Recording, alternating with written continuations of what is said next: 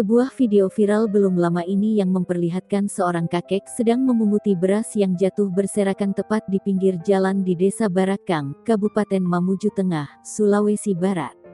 Dari video yang berdurasi 47 detik itu, terlihat seorang kakek memunguti beras di jalan tersebut sembari memegang kantong plastik. Beras yang sudah bercampur tanah itu dipungutnya untuk dimasukkan di kantong plastik tersebut.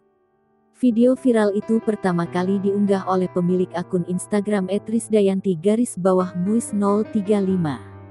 Pemilik akun Instagram mengaku, dirinya melihat kakek tersebut tengah memunguti beras yang berserakan di tanah, kemudian ia turut membantu sang kakek.